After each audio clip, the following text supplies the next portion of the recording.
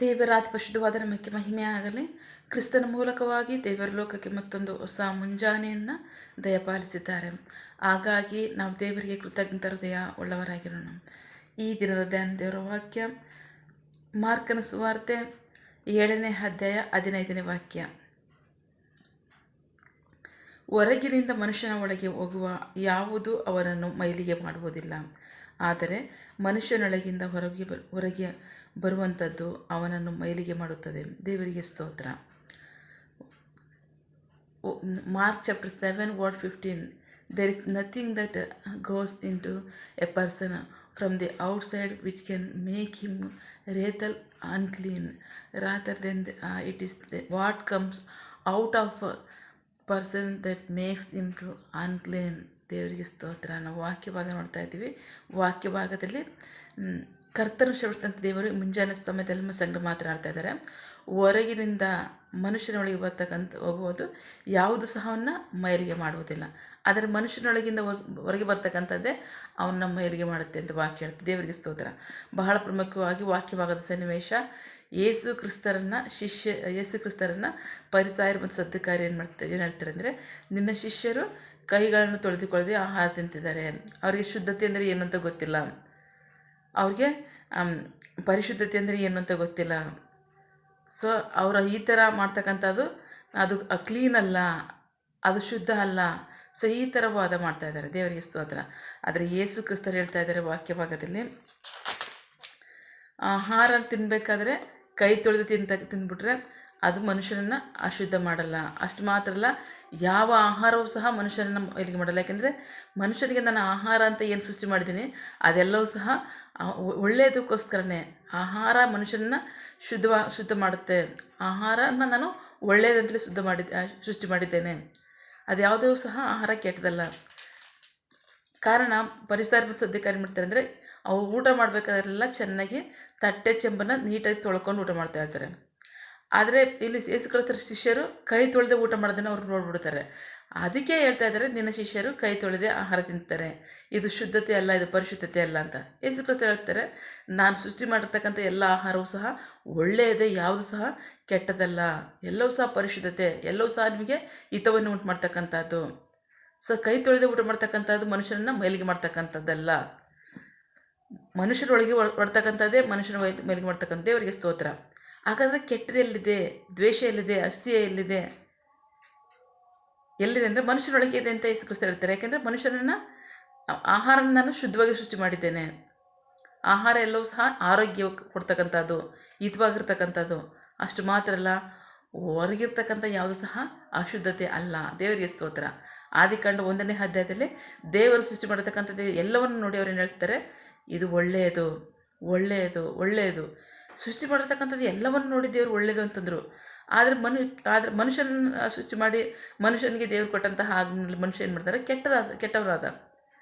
ಹಾಗಾಗಿ ಮನುಷ್ಯನೊಳಗೆ ಒಂದರೆ ಕೆಟ್ಟದ್ದು ಹೊರಡುತ್ತೆ ಹೊರತು ನಾನು ಸೃಷ್ಟಿ ಮಾಡಿರ್ತಕ್ಕಂಥ ಯಾವುದು ಸಹ ಕೆಟ್ಟದಲ್ಲ, ಎಲ್ಲವೂ ಸಹ ಒಳ್ಳೆಯದಾಗಿದೆ. ಸಮಸ್ತ ಪ್ರಪಂಚದ ಸೃಷ್ಟಿ ಮಾಡಿದಾಗ ಸಮಸ್ತಕ್ಕೂ ಸಹ ಒಳ್ಳೆಯದೇ. ಆದರೆ ಕೆಟ್ಟದ್ದು ಎಲ್ಲಿಂದ ಹೊರಡುತ್ತಂದ್ರೆ ಮನುಷ್ಯನೊಳಗಿಂದ.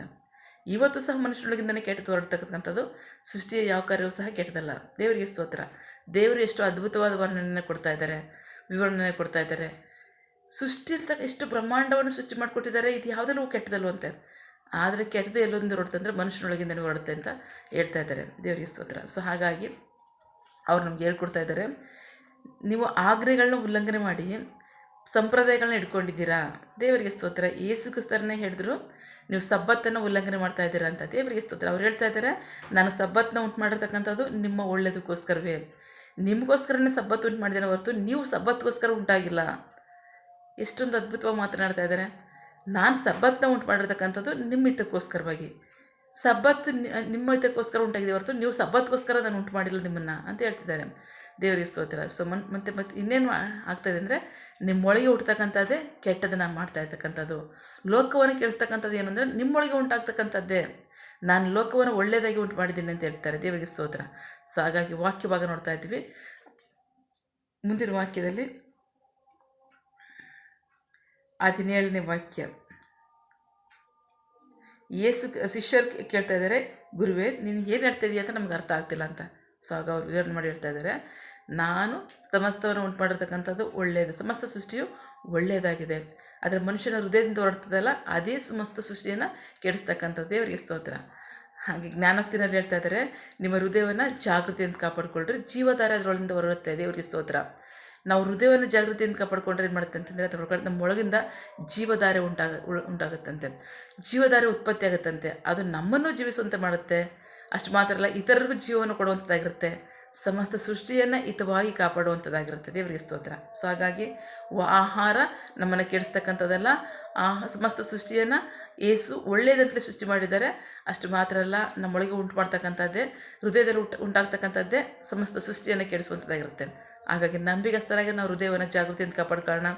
ಜಾಗೃತಿಯಿಂದ ಕಾಪಾಡಿಕೊಂಡ್ರೆ ನಮ್ಮೊಳಗಿಂದ ಜೀವಧಾರೆ ಉಂಟಾಗಿ ನಮಗೂ ಜೀವ ಕೊಡುತ್ತೆ, ಇತರರಿಗೂ ಜೀವವನ್ನು ಉಂಟು ಮಾಡುವಂಥದ್ದಾಗಿರುತ್ತೆ. ಅಷ್ಟು ಮಾತ್ರ ಸಮಸ್ತ ಸೃಷ್ಟಿಯನ್ನು ಒಳ್ಳೆಯದಾಗಿ ಕಾಪಾಡುವಂಥದ್ದಾಗಿರುತ್ತೆ. ಆಮೇಲೆ ಪ್ರಾರ್ಥಿಕೊಳ್ಳೋಣ. ಸಕಲ ಸೃಷ್ಟಿಕರ್ತನೇ, ಸರ್ವಾಧಿಕಾರಿಯ ಸಾರ್ವಭೌಮನೇ, ಉನ್ನತನೇ, ಮಹೋನ್ನತನೇ, ಮಹಾಪರಿಶುದ್ಧನೇ, ಪ್ರೀತಿ ಸ್ವರೂಪನೇ, ನೀತಿವಂತನೇ, ಅಧಿಪತಿಯೇ, ಸೇನಾಧೀಶ್ವರನೇ, ಇರುವಾತನೇ, ಸರ್ವವ್ಯಾಪಿಯ ಸಪ ಈ ದಿನ ವಾಕ್ಯಗಳ ಮೂಲಕವಾಗಿ ನಿಮ್ಮ ಸಂಗ್ರಹ ಮಾತಾದಂತಹ ನಿಮ್ಮ ಪ್ರೀತಿಗಾಗಿ ನಂಬಿಗಸ್ತಿಗೆ ನಿಮಗೆ ಸ್ತೋತ್ರ. ವಾಕ್ಯಭಾಗದಲ್ಲಿ ನಮ್ಮ ಸಂಗ್ರಹ ಮಾತನಾಡಿದ್ದೀರ. ಸಮಸ್ತವನ್ನು ನಾನು ಉಂಟು ಮಾಡಿ ಒಳ್ಳೆಯದಂತೆ ಹೇಳಿದ್ದೇನೆ. ಹಾಗಾಗಿ ಸಮಸ್ತ ಸೃಷ್ಟಿಯಲ್ಲಿ ನಿಮ್ಮನ್ನು ಕೆಡಿಸ್ತಕ್ಕಂಥದ್ದು ಒಂದೂ ಇಲ್ಲ. ಆದರೆ ನಿಮ್ಮೊಳಗೆ ನಿಮ್ಮ ಹೃದಯದಿಂದ ಉಂಟಾಗ್ತಕ್ಕಂಥದ್ದೇ ಎಲ್ಲವನ್ನು ಕೆಡಿಸುವಂಥದ್ದಾಗಿರುತ್ತೆ. ಹಾಗಾಗಿ ನಿಮ್ಮ ಹೃದಯವನ್ನು ಜಾಗೃತಿಯಿಂದ ಕಾಪಾಡಿಕೊಳ್ಳ್ರಿ. ಜಾಗೃತಿಯಿಂದ ಕಾಪಾಡಿಕೊಂಡ್ರೆ ಅದರೊಳಗಿಂದ ಜೀವಧಾರೆ ಉಂಟಾಗುವಂತೆ ನಾನು ಮಾಡ್ತೇನೆ ಅಂತ ಹೇಳ್ತೀರ. ಅದಕ್ಕಾಗಿ ನಂಬಿಗಸ್ತರಾಗಿ ನಾವು ವಿಧೇಯರಾಗ್ತೀವಪ್ಪ. ನಮ್ಮ ಹೃದಯವನ್ನು ನಿಮಗೆ ಒಪ್ಪಿಸ್ಕೊಡ್ತೀವಿ. ನೀವು ಅದನ್ನು ಕಾಪಾಡಿ, ಅದನ್ನು ಶುದ್ಧತೆಯಿಂದ ಕಾಪಾಡಿ, ಅದರಲ್ಲಿ ಪ್ರೀತಿ, ಸಮಾಧಾನ, ನಿನ್ನ ಕೃಪೆಯನ್ನು ಇಟ್ಟು ಅದರಿಂದ ಜೀವಧಾರೆ ಉಂಟುವಾಗುವಂತೆ ಮಾಡಿ. ನಿಮಗೆ ಮಹಿಮೆಯಾಗಲಿ, ನಮಗೆ ರಕ್ಷಣೆ ಆಶೀರ್ವಾದ ಉಂಟಾಗಲಿ. ಆಮೇನ್. ಪ್ರಾರ್ಥನೆ ಕೇಳಿದ ಪ್ರೀತಿಗಾಗಿ ನಿಮಗೆ ಸ್ತೋತ್ರ. ಆಮೇನ್. ನಿನ್ನ ಜನರು ಕೈಟ್ ಮಾಡ್ತಕ್ಕಂಥ ಕೆಲಸವನ್ನು ಆಶೀರ್ವದಿಸು, ಅವರ ಅಗತ್ಯಗಳನ್ನು ಪೂರೈಸು, ಕೊರತೆಗಳು ನೀಗಿಸು. ಆಮೇನ್. ಯಾವ ಕಾರ್ಯದಲ್ಲಿ ಅವರು ನಿರೀಕ್ಷೆ ಉಳ್ಳವರಾಗಿದ್ದಾರೆ ಆ ಕಾರ್ಯದಲ್ಲಿ ತಕ್ಕ ಸಮಯದಲ್ಲಿ ನಿಮ್ಮ ಚಿತ್ತಾನುಸಾರವಾಗಿ ಅದನ್ನು ಹೊಂದ್ಕೊಳ್ಳಿ. ಆಮೇನ್. ನೀವು ಹಾಗೆ ಮಾಡೋ ಪ್ರೀತಿಗಾಗಿ ನಂಬಿಗಸ್ತಿಗೆ ನಿಮಗೆ ಸ್ತೋತ್ರ. ನಮ್ಮ ಪ್ರಾರ್ಥನೆ ನೀವು ಕೇಳಿದ್ದೀರಾ, ಅದರಂತೆ ನಡೆಸ್ತಿರೋದಕ್ಕಾಗಿ ಸ್ತೋತ್ರ. ನಮ್ಮ ಪ್ರಾರ್ಥನೆಯನ್ನು ನಮ್ಮ ರಕ್ಷಕನಾದ ಯೇಸು ಕ್ರಿಸ್ತರ ಅತಿ ಪರಿಶುದ್ಧವಾದ ನಾಮದಲ್ಲಿ ಪ್ರಾರ್ಥಿಸಿ ನಿಮ್ಮ ಪಾದಗಳು ಸಲ್ಲಿಸಿ ನಾವು ಬೇಡುವಂತಿದ್ದೇವೆ ನಮ್ಮ ಜೀವವುಳ್ಳ ತಂದೆ. Amen. God bless you all. ದೇವರು ತಾನೇ ಇದರ ವಾಕ್ಯಗಳ ಮೂಲಕವಾಗಿ ನಮ್ಮ ಸಂಗಡ ಮಾತನಾಡಿದ್ದಾರೆ, ನಮ್ಮನ್ನು ಆಶೀರ್ವದಿಸಿದ್ದಾರೆ. ಆಮೇನ್. All the best.